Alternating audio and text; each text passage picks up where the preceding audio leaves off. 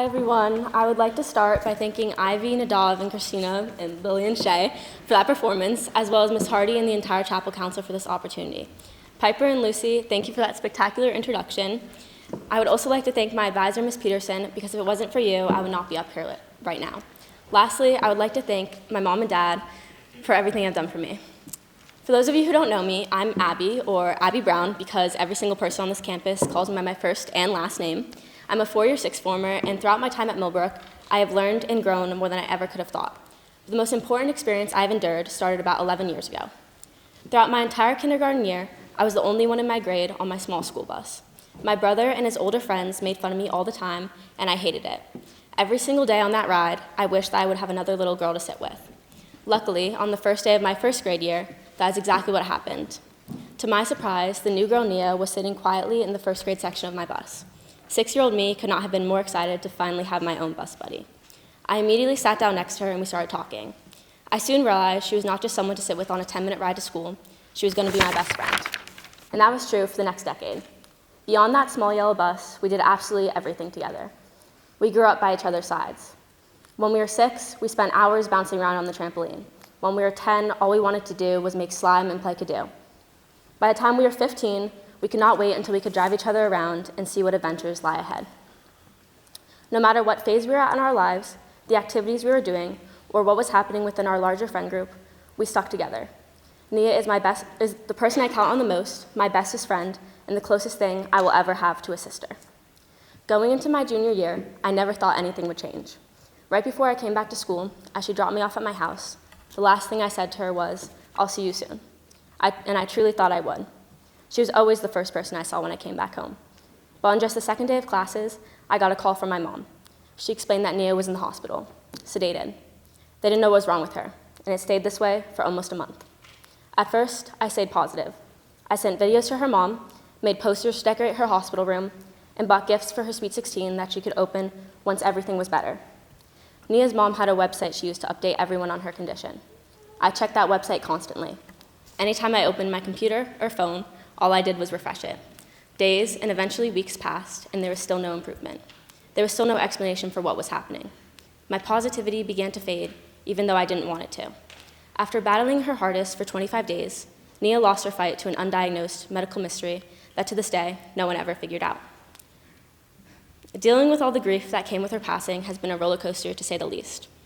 Processing my emotions after such a shock was difficult. I felt sorrowful to lose my best friend, angry that no one knew why this insane disease took her over, and guilty that I didn't get a chance to say goodbye. Today, reflecting on my experience a little over a year later, I can summarize everything I learned from all these emotions and hardships into 5 words: create a life of purpose. This has become the slogan of the foundation that was started after her passing. In her short 16 years, Nia created a life of purpose. I believe that this saying is so powerful because it can mean different things for everyone. For me, it means being able to make the absolute best out of life, even in a hard time. So, how did I make the absolute best out of an unthinkable scenario, losing my best friend? It wasn't easy or simple or a linear path by any means. In fact, at first, I could not have been more reluctant to even try and improve. On the first night of her passing, there was an event held at my elementary school to honor her. I didn't go. I refused to get involved in my own community and spend time with people that knew how I felt. This made me feel so much more isolated than I had to. Then, when I got back to school, I refused to seek help once more. I resisted therapy or talking to anyone about how I felt. Part of me was embarrassed, and the other part did not want to feel like a burden. I realize now that talking to someone is not a weakness. It's actually a strength. It's a strength to know yourself well enough to know when you need some extra support. Feeling overwhelmed is normal and natural. My process with grief truly did get easier once I started talking to someone. Everyone here is so lucky because we are surrounded by so many people invested in our success. Use the resources that are available to you. You are not a burden. Whether it's your friends or faculty, people here want to support you. Create a life of purpose can also mean creating, maintaining, and valuing true friendship. Throughout our 10 years together, there was never a doubt in my mind that Nia was my best friend, but I took that for granted. I never truly told her how much I valued her or our friendship, and I regretted that for a long time after she passed. So, tell your parents, friends, or anyone else in your life that you love them. Tell them how important they are. You never know when it could be the last time. You don't just need to value the people you are close to. Value everyone in this community, and be kind to every single one of them. If there was just one part of Nia that I could share with you all, it would be her kind spirit and smile that could turn anyone's day around. As Maya Angelou once said, "I've learned people will forget what you said, people will forget what you did, but people will never forget how you made them feel." I first saw this quote at Nia's memorial service, and it immediately resonated with me. I have never and will never forget how contagious Nia's joy and positive energy was. So, just like Nia, be friendly and sympathetic towards everyone. Check in on the people you know are struggling, and even the ones who seem to have it all figured out. One kind act takes virtually no effort, but can be a game changer for someone else. Seeing my friends every day here and just being around positive energy while I was grieving did make me feel better. I don't know what I would have done if my friends weren't there for me and weren't continually sympathetic day in and day out.